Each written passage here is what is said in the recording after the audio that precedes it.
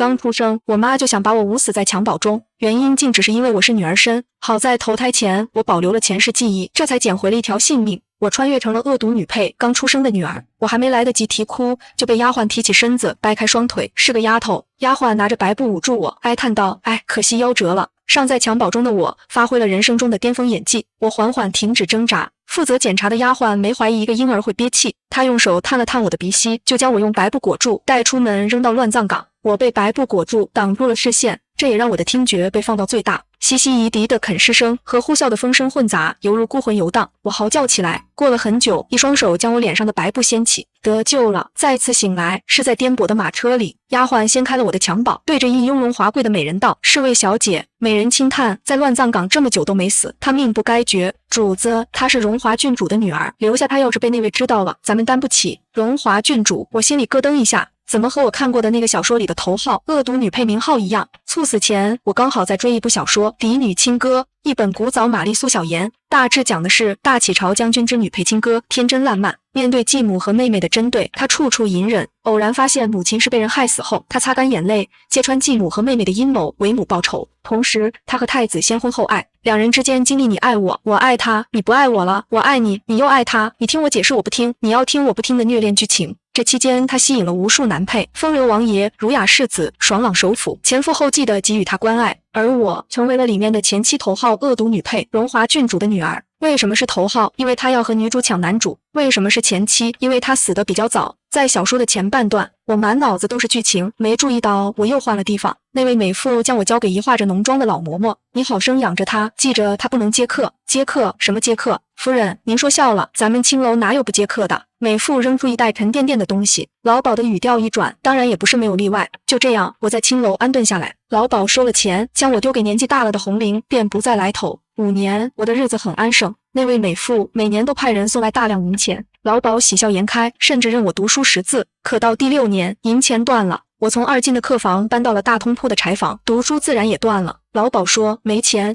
我开始端茶、送水干，各种杂活。第一次干体力活，我累到手提不起来。红菱叹息着替我揉手，她呜咽着说：“小鱼儿，你要认命。”我转头看着她，仿佛预见了我的将来。为了将来不接客，我开始展现我的伶俐，干活也加倍卖力。凭借着9年义务教育的数学底子，我挤走了账房先生。我不是算得多好，是我不要工钱。老鸨对我的态度好了几分，院里的姐姐们大多对我挺好的。闲暇时，她们教我挽发，教我琵琶，教我梳妆，教我如何取悦男人。他们把他们的一切都交给了我。仅又6年，除夕夜，我迎来10岁生辰。8月后，皎月楼分来了一位官家小姐，豆蔻年华。她父亲是大理寺少卿，被卷入谋逆案后获罪流放，其家眷沦为官妓。我恍然，原来那叶落要令全城宵禁，连皎月楼也关门谢客，是因为大清洗。这也是小说的开头。小说里写着，那天整个皇宫笼罩在血色之中，到处都是死尸，有撞柱而死的文官，有被削掉半个脑袋的羽林军，还有无数死在乱刀下的太监宫女。血流成了河流，出宫门染红了半个长安城。那一日的长安城，连天都是红的，而边关也不安稳。新来的那位官家小姐不吃不喝，躺在床上，楼里的姐姐们轮番去劝过她，她还是面无表情。3日后，老鸨耐心耗尽，他吩咐我们晚间将她抬去黑屋。我知道等待她的是什么。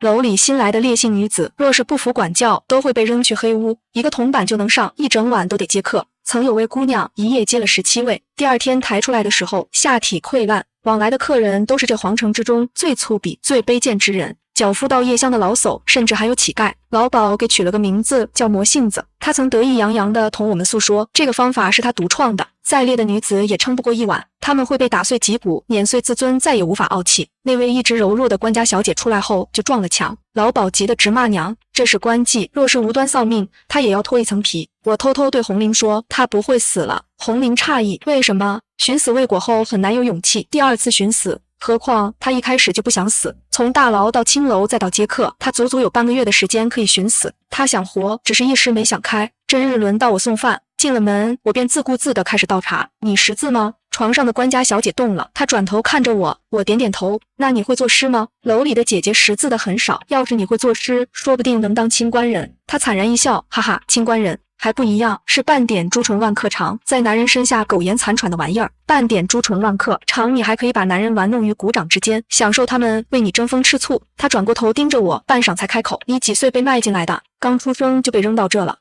他终究没有说出话。我没得选，楼里的姐姐也没得选。可这样，我们难道就不活了吗？凭什么？我将饭菜递给他，退出房间去。临走时，我对他说，我没得选，可我还是想活得好一点。那天后，那位官家小姐开始进食，她慢慢恢复。她说她叫薛莹儿，楼里都叫她莹儿姑娘。10天后，她再次接客，不是第一次接客，第一次没有药物，自己走进房里接客。那日天明，我替她烧水沐浴，她坐在浴桶中，狠狠刷着身上的红痕，眼泪滴进桶里。我爹爹教我人要有礼义廉耻，他教我女儿家要自尊自爱。我娘和我妹妹在牢里吊死了，他们让我一起，他们说死了总比当即强，可我退缩了，我不敢死，我对不起爹爹。我站在他身后打断他，得先活着才有什么礼义廉耻。莹儿的哭声压在喉咙里，我知这是他的悲鸣，是对命运的控诉。若是他没见过光明，他或许能忍受黑暗，就如青楼中的我们。可他曾是天骄，曾是明珠，他活在光明之中，接受着三纲五常，礼仪孝悌，一朝跌落云层，困陷于黑暗之中，满身污垢。想要活着，就得做他们曾经最鄙夷的事。他无法接受，可又不得不妥协。他在被撕扯，被过往的教导，被书院的3从4德，还有往日的骄傲撕扯。我轻轻搂住他，轻叹死才是最轻松的。活着很难，可芸芸众生，又有几人活着容易？难道就因此不活了吗？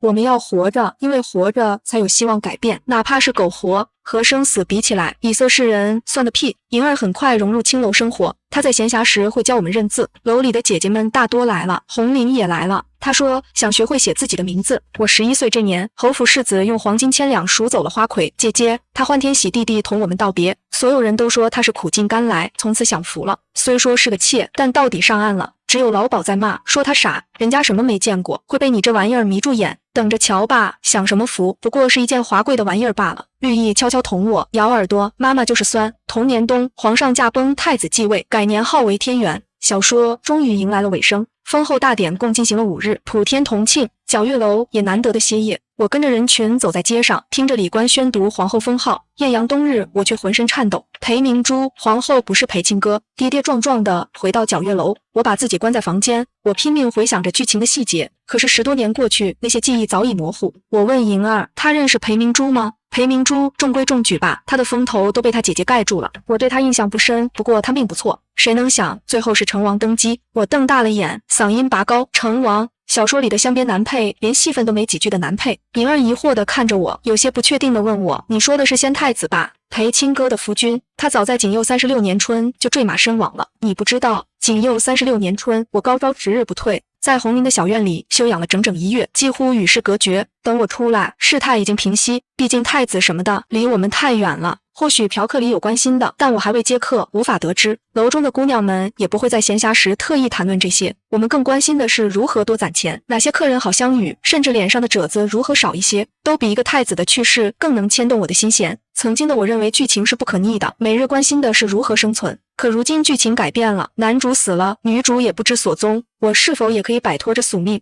？13岁这年，在莹儿的教导下，我学会了吟诗作赋，才名初露。我日夜苦练琴棋书画。绿意悄悄问我是不是想当花魁，我告诉他我想回家。绿意闻言怜悯地看着我，因为老鸨一直说我是捡来的，才怪我是有家的，只不过迷路了。我打算培养我的产业，利用我所在的环境青楼，我要培养一个绝佳的情报中心。我不敢拉太多人，不是人人都愿意，也不是人人都适合。我给了莹儿一个本子，让她记录在床中间恩客的话。我没有想到，我收到的第一个情报是曾经那位花魁姐姐的死讯。她被那位世子买下后，不到1年就被转送出去，到了一位将军府上。那位将军的夫人是个有名的妒妇，花魁姐姐被他搓磨而死，尸身被扔进乱葬岗。我和莹儿、绿意、红玲去乱葬岗寻了3天，拉回了花魁姐姐肿胀的尸体。一向刻薄的老鸨没有赶我们出去，他默许我们将尸体放在后院停留。楼里的姐姐们每个人都出了钱，我们给花魁姐姐买了最贵的棺材。吝啬的老鸨也出了钱。我很喜欢这位花魁姐姐，她很美，很温柔，我从未听过她同谁大声说话，不管对谁都是和和气气的。她的绣活很好，她曾说攒够了钱赎身，她就去当绣娘。我的好多衣服都是她帮我做的，每一件都是精品。她被赎身那日，我曾问过她不当绣娘了吗？她笑着对我说，小鱼，不会有人用我的绣品，不管绣得再好，我是青楼女子啊。她笑着笑着就流泪了。我的花魁姐姐啊，她那么聪明，怎么可能不知道？一旦为妾，他就命不由己，哪怕是世子的妾又何如？在这世道，也不过是从一件玩意儿变成了一件尊贵的玩意儿。自从花魁姐姐走后，绿意心情就不好，她总是担忧自己的未来，没什么好担心的。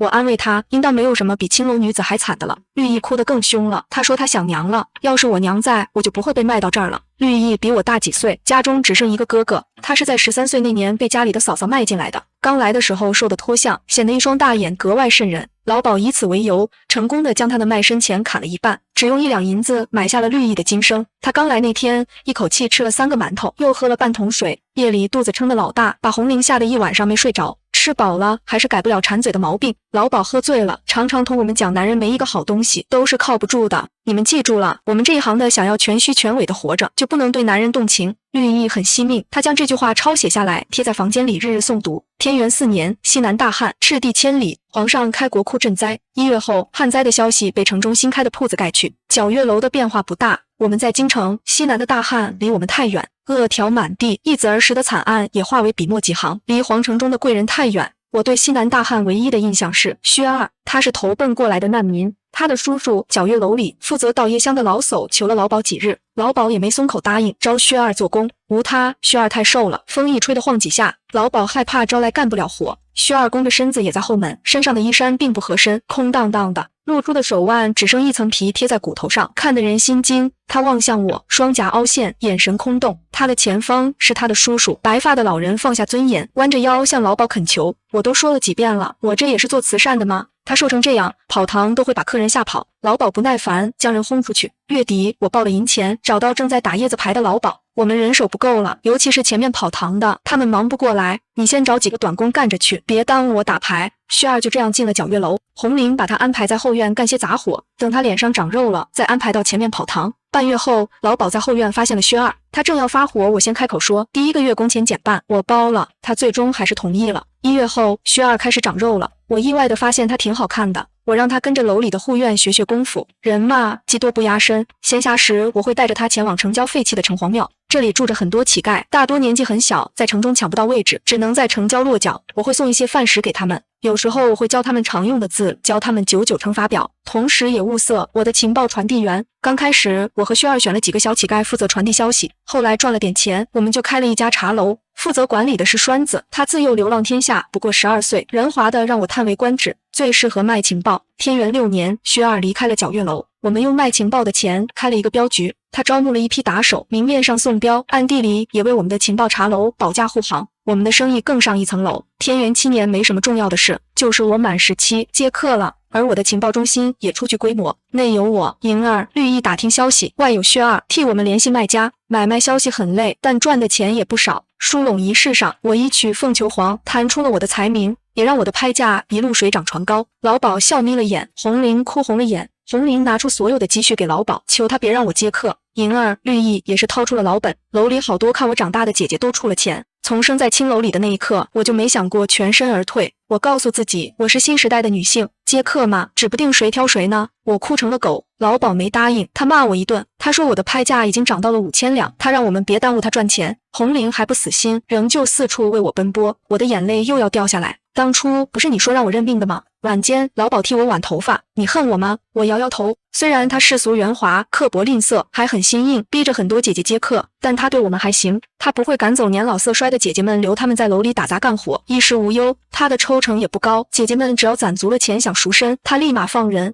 虽然总伤疤姐姐们痴心妄想，但只要赎身的姐姐过得不好想回来，他还是会骂骂咧咧地迎他们回家。老板又问，你怨我吗？我沉默了许久，缓缓点头。他手一抖，扯通了我的头发，他的眼泪却先掉下来。天元8年冬日，院子里几年不开花的腊梅开花了，绿意很开心，这是他亲手栽下的。倪秀庄开了个绣品比赛，绿意央着我陪他一道，他的绣活是花魁姐姐亲自教的，青出于蓝。倪秀庄的老板不肯收，他说这是正经的比赛，参加的都是良家女子。我气得把他的摊子掀了。我们不偷不抢，皇城的税我们一分没少交，老板还是不肯收。他说，姑奶奶别为难我了，你们若参加了得罪那些夫人小姐，我的铺子就完了。绿意拉着我走了，拐角处倪秀庄老板的公子拦住我们，他是我的恩客，他让我们把绣品交给他，他回去说服他爹。绿意高高兴兴地交给他，眼里闪着光。3日后，绣品比赛公布魁首，绿意早早的就梳妆打扮，刚好月底，我有一堆烂账还没算，走不了。莹儿陪他去，他一步三跳的出门，差点碰碎花瓶。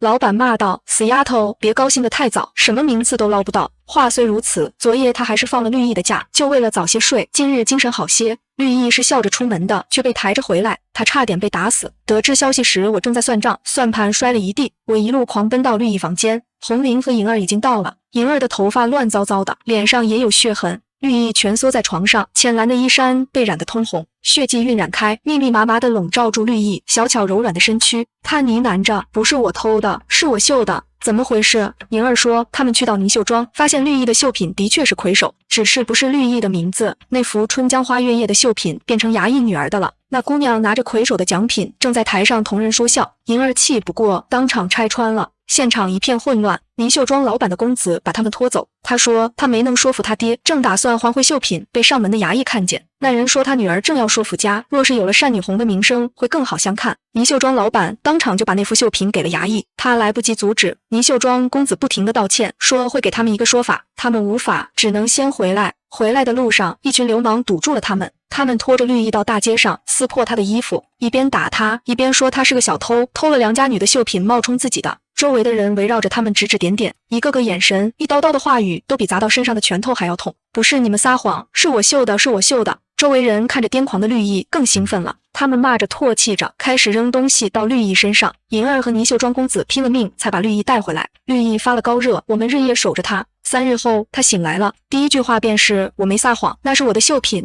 红玲闻言就落了泪，她拉着绿意的手：“好孩子，我知道是你绣的。”呆滞的绿意转头看着他，眼泪湿了枕头。那位衙役日常欺男霸女，他的女儿也是恶名，传遍了10里8乡，人们怎会不知他的绣活几斤几两？那群看热闹的人如何不知绿意是被冤枉的？那又怎样？他们只不过想看一场精彩的戏。所以无论是绿意的名声还是她的命都不重要，只因我们是青楼女子，我们天生就是狐妹子，我们生来就是下九流，我们不配。可是从来没有人给我们选择。绿意的脸上留了很长的一道疤。红玲说破了相，怕是接不了客了。老鸨骂骂咧咧，却没有赶走绿意。我们跟着红玲做些杂活，以往活泼的绿意一下子安静下来，老实呆呆坐在漆黑的房间里，一言不发。我安慰她，日后疤痕会越来越淡。绿意笑着点点头，人还是蔫蔫的。莹儿说，绿意的心结不是容貌，也不是银钱。我给绿意讲了几天故事，逗她开心。绿意还是一副游离尘世的模样。我给你讲个梦吧，我对她说。她歪着头，乖巧地注视着我。我曾梦到千年之后，女子亦可出阁亮相。我回忆着我记忆深处的故乡，越讲越兴奋。有一个人说，女子也可顶半边天。他说，男女平等。他鼓励女子读书，鼓励女子走出家门，出阁亮相。他立法约束男子只可娶一妻，哪怕是上位者也不例外。绿意轻轻地问我，皇帝呢？我凑到他耳边一样，在我的梦里没有皇帝，王侯将相宁有种乎？绿意咯咯地笑，你的梦好奇怪，莫不是天堂吧？免费读书，人人都可去学堂，还有那保护妇孺的衙门。我也笑了，原来我的故乡是天堂啊。第二天，绿意央着我继续讲那个梦，我绞尽脑汁讲了许多伟人的故事，讲了他们如何艰险打败敌人治国。绿意听得津津有味，可他觉得不够，我没辙了，问他想听什么。他说，你梦里的学堂什么样的？先生是怎么上课的？我回忆起我的学生时代，在梦里我是在南方书院，房子都有6、7层楼高，每栋房子之间有一个长长的回廊，傍晚夕阳洒在廊上，最为好看，像画一样。书院里有一椭圆形的跑道，那是学生上体育课锻炼的地方，还有膳堂，学生有好多人，每次午膳我们都得赛跑，去晚了就得排老长的队。绿意问，有多长？像买如意斋糕点的队一样长吗？我对比一下，点点头，有时候去晚了比那儿还长。那膳堂肯定很好吃吧？绿意一脸向往。我点点头，咽了咽口水。我仿佛尝到梦里的味道了。绿意撑着下巴，直勾勾地盯着我，仿佛怕错过我的任何一个动作。我放得越来越开，声情并茂，手舞足蹈，把所有能想起的都讲了一遍。讲完后，我口干舌燥。绿意轻轻地说：“真好。”我摸了摸他的头，在我的梦里，学堂有专门教厨艺的，还有专门的绣活学校。你的绣活那么好，夫子一定喜欢你，说不定你才是夫子。绿意的脸笼罩在黑暗中，他问我，青楼女子也可当夫子吗？我告诉他，在我的梦里没有青楼，没有人可以逼我们卖身，亲人也不行。若是卖儿卖女，他们会坐牢，那保护妇孺的衙门会护着那些女孩，送他们去上学。在我的梦里，你和花桂姐姐都能当夫子，教人绣活，成为大师。绿意似乎恢复了，他开始同我们说笑，只是偶尔望着他夸张的笑声，我还是一阵心惊。我同莹儿和红玲日夜守着，怕他想不开，可我们防不住一个求死的人。他趁夜里姐姐们接客，支开了红铃，带着一篮子酒，一把火烧了那衙役的家，无人伤亡。只是那衙役的女儿跑出来时，被绿意划伤了脸，深可见骨。他大笑着站在原地，被官府押入牢里。在衙门里，他认罪，被宣判后，他大嚷着我没有撒谎，是他偷了我的绣品，是他们撒谎。说完，他一头撞死在衙门里。绿意曾说，他娘告诉过他，衙门里面有青天大老爷会为被冤枉的人伸冤，老百姓都会相信公堂上的话。我的绿意死了，死在了春天绿意盎然的季节。我想下辈子堂堂正正的当个人活着，这是他留下的最后一句话。我的绿意走了，那个护着我的如同姐姐一般的女孩子走了。除了我，再无人记得我口中的那个故乡。回忆不知讲给谁听。停尸房里，绿意的身躯被一块白布盖着，我背起她，好轻。我将她背回皎月楼。绿意还这么年轻，她活泼开朗，是楼里的开心果。她绣活很好，绣得鱼栩栩如生。她说她在攒钱以后买个大房子，把爹娘的灵位请进去。她说要和我们一起在自己的院子里到老。怎么就走了呢？我恨透这个世界了。只因我们是青楼女子，只因我们是蝼蚁，所有人都会高高在上的踩在我们的脊骨上，每一个楼外的人都可以随意欺辱我们。只因我们不是正经人，可我们只想活着呀。谁又给过我们选择？过往所学的一切文章真理方程式，他们一起乱糟糟的在我的脑中翻滚，汇聚成愤怒的呐喊，涌上我的喉头，想要冲破时空，冲破禁锢，却又被拉扯。封建礼教的束缚缠绕在我们身边，不见天日。老鸨在后院等我们，他的妆都哭花了。我和绿意是楼里年纪最小的。红玲说，老鸨是把我们当成了半个女儿，虽然我没看出来。夜里，我给绿意守灵，老鸨不知什么时候过来了，他醉醺醺的将1两银子放在绿意的棺椁里，他突然又哭又笑。我曾经对你们说，对男人动情是我们的死结，绿意记住了，他抄写下来贴在房里，日日告诫自己。他都这样了，怎么还是走了？傻子，有人冤枉你吃了他的东西，也不要剖开自己的肚子以证清白，你应该挖出他的眼睛咽下去，让他在你肚子里看得清楚。我看着老鸨，他倒在绿意的棺材上，呜咽着，好像醉了，又好像是清醒的。那晚老鸨阻止了我的询问，他告诉我，当年你疏拢有人让我一定要你接客，不然就踏平我的皎月楼。我也曾想过告诉你真相，可那群人拿着皇家的牌子，我们斗不过。只要你什么都不知道，当时我还能护得你们平平安安。我想着，我当这个坏人埋下这一切，我打断他，结果我们都卑微到尘埃了。他们给我们活路了吗？我问老鸨，绿意的死也是他们。老鸨沉默了很久，缓缓开口，我不知道。我们后来去找，但是绿意遇见的流氓一个都找不着。莹儿画出了其中一人的画像，那人同威胁我让你接客的人很像。我的思绪飞转，我第一次接客，那是我2辈子人生中最灰暗的一天。我不愿回想，我以为我只是运气不好，遇到了林怀江那个变态。那晚我的拍价，旭儿也去了，穿着他最体面的那套衣服，一开口就爆出了他的全部身价，包括这些年我们卖情报的钱。他曾说那是攒下来娶媳妇的钱。旭儿一开始就被淘汰了，有人在一直抬价，我的拍价突破5000两，当时的我还苦中作乐，觉得自己还挺值钱的。最终我被拍了6000两，拍下我的是林首府的长子林怀江，一个道貌岸然的变态。他带着他的狐朋狗友一同走进屋子里，那一晚我被折磨得昏过去，足足休养1月。林怀江后来高价包了我几个月，自从那之后他再也没有碰过我。他嫌我脏，他只爱在青楼品茶，然后命我自读，还带人前来观赏。他也会把我作为奖赏，奖励他的走狗。我就像动物一样被人评头论足，以窘迫之态供人赏乐。林怀江最爱看的是我脸上屈辱的表情，我恨不得斩其肉，却又要弯下腰，陪着笑脸做出一副痴缠之相。在青楼打童工，我没有哭；以色示人，我也没哭。被林怀江折磨，我也只是红了眼眶。我以为我只是命不好，运气不好，可现在有人告诉我，我一切的苦难是人为的，我什么也没做。仅仅因为出身，他们就将我玩弄于股掌之间，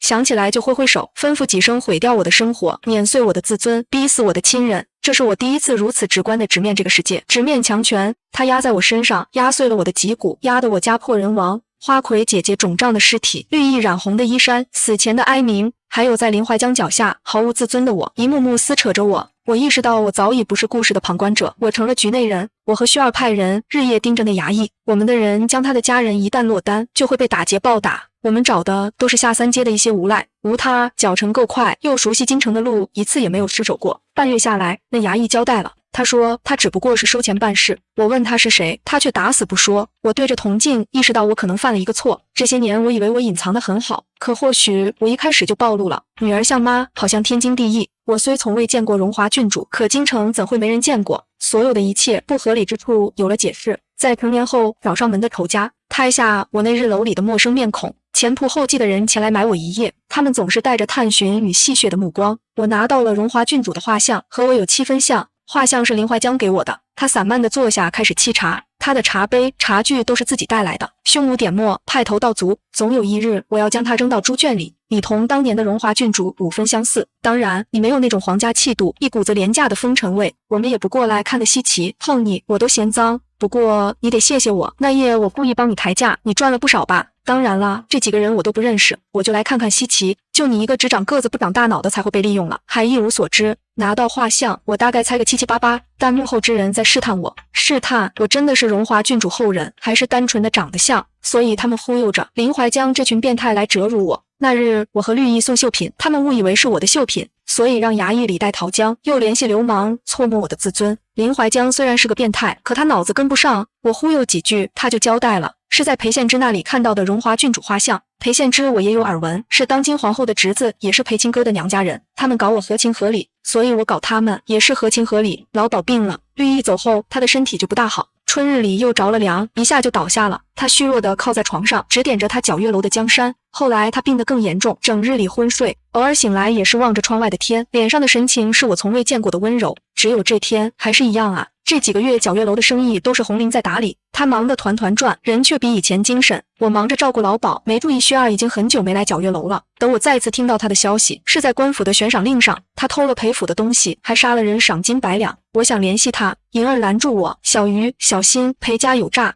老鸨已经下不了床。或许是人之将死，其言也善。病中的老鸨越来越温柔，我给他喂饭时，他经常絮絮叨叨的忏悔，说不定我会下地狱。我这辈子祸害了多少姑娘，他们会拖着我一起下地狱。我安慰他，那些女孩应该不会下地狱。他的手抖得更厉害了。老鸨从来不是一个传统意义上的好人，他逼着姑娘接客，还创出魔性子这种折磨人的花样。可他也救了不少可怜女孩的命，比如我刘绿意收薛二，薛二找到了我。他藏进倒夜香的大桶里，混进了皎月楼。他躲在红菱房里见了我，给了我一个惊天大雷。裴青哥没死，裴献之是他儿子，他藏在一个尼姑庵。荣华郡主早已身亡，难产而亡，而我只不过是青楼收养的一个孤儿。而幕后之人冒着暴露的风险，费尽心力折辱我，想必对荣华郡主恨之入骨。此等仇恨，除了裴青哥，我想不出还有谁。我只是没想到她还生下了儿子，不愧是女主，听到的如我。正主被背刺了，还能重开个隐忍复仇番外。薛二待在皎月楼很危险，不止他危险，皎月楼也是。他递给我一幅裴青哥的画像，就打算走。他说此事事关重大，害怕节外生枝，他才亲自来告诉我。他说他混迹于京城的下三街，裴府没那么容易抓到他。我没让，只要在京城1日，薛二不会逃脱。他犯的事足以让整个裴府万劫不复，他不会轻易放过他，他们宁可错杀，也不会放过他。